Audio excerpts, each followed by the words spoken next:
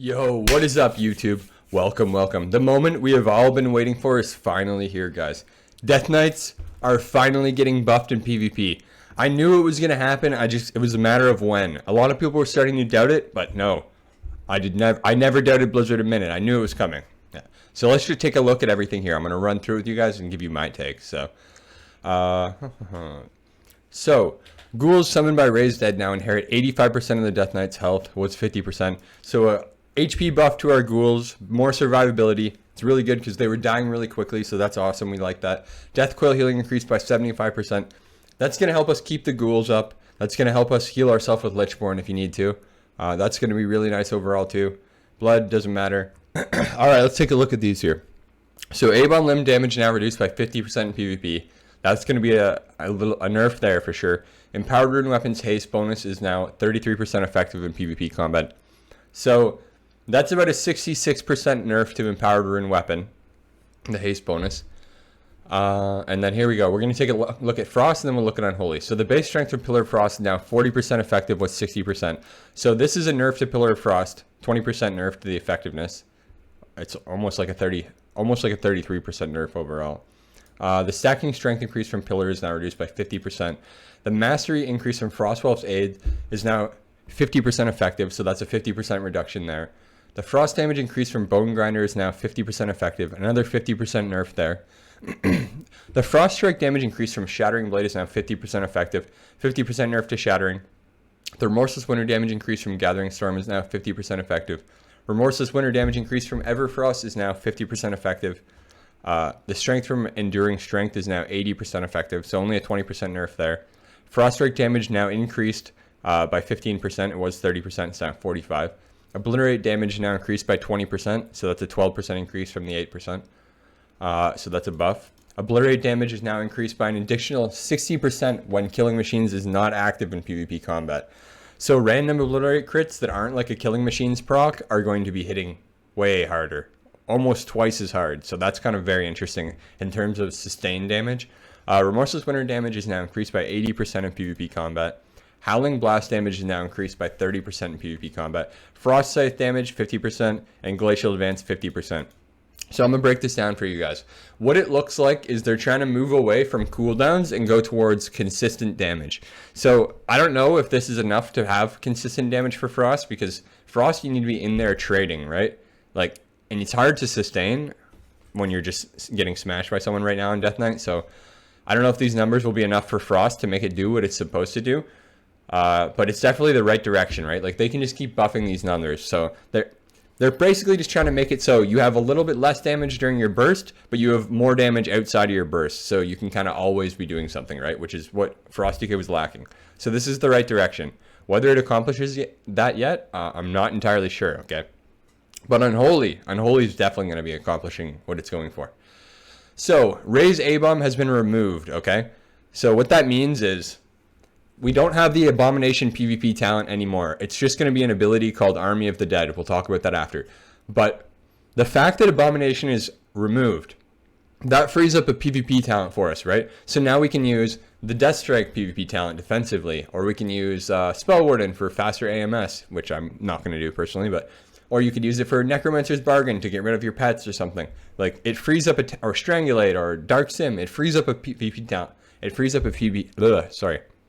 I don't know why I can't talk there. It frees up a PvP talent, which is absolutely massive.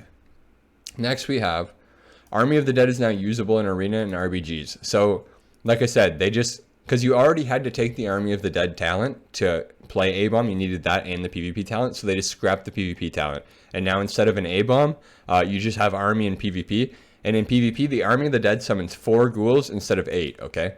But Apocalypse now summons 2 ghouls instead of 4. So like we said, we're trying to move away from burst, right? So they're neutering the burst a little bit, but they're buffing sustain, you'll see.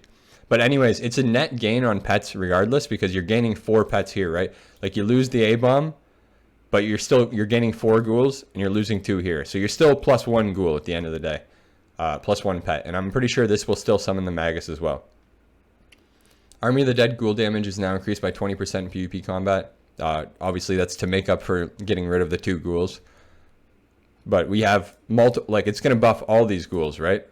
So Ruptured Viscera, Festering Wound application chance and explosion damage is increased by 100% in PvP combat. That's whatever. So when your pets die and explode, it's going to do a little bit more damage. That's nothing that crazy.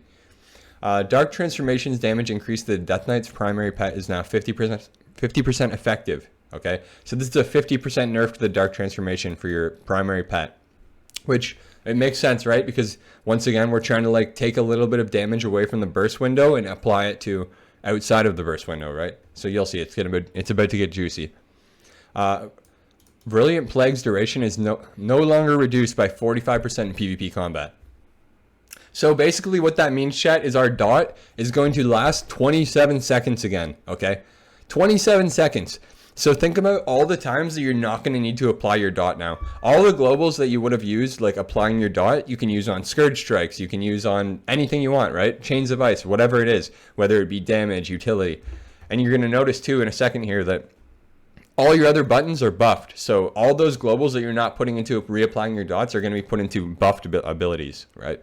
So Festering Wound damage is now increased by 310% in PvP combat. So Bursting Swords are potentially going to be good. Doom Burst, there's going to be lots of different builds I'm thinking now that could be really good. Death Coil damage is now increased by 125% in PvP combat, was 18%. So that's 107% buff to Death Coil right there, which is absolutely massive. So we're going to be seeing 150k Death Coils. And then if you play Doom Burst and then you're bursting swords on them too after the 310% damage increase, yeah, it's going to be pretty bursty. I'm already thinking of ways to one-shot people, so don't worry, guys. I'll make a new guide for you when it comes out, but don't you worry. Scourge Strike damage increased by 30% in PvP combat. Clawing Shadows damage increased by 30%. So that's just big damage right there. Those already hit like 120k. Reaping is now 67% effective. So Reaping took a little bit of a hit because it would have made Clawing Shadows and everything like do insane, crazy damage, like 200k probably. So they preemptively nerfed that a bit. I think it'll still be good though. Reanimation now deals 10% of the enemy's maximum health. They nerfed the zombie again. I don't know why. No one's even playing it, but anyways, Unholy Assault haste bonus is now 50% effective in PvP combat. So we're going to run through this really quick, right? So Dark Transformation nerfed, A-Bomb Limb nerfed, Unholy Assault nerfed, Empowered Rune Weapon nerfed. But then all your just damaging rotational abilities are buffed significantly, and we get an extra PvP talent. Okay, so overall, I would say this is a huge buff. I even am seeing a world where you don't even play Empowered Rune Weapon. Like, we might be able to just drop some of these cooldowns altogether and just get other abilities, like utility abilities, right? Like, I've already been theory crafting up some builds. We could potentially play Soul Reaper and just set up, like, big Bursting Swords Death Coils to, like, proc them into Soul Reaper range or something. But it's going to be really fun. I'm really excited for this, guys. And I even think Frost will be a net positive even like this, but we'll have to see how that plays out.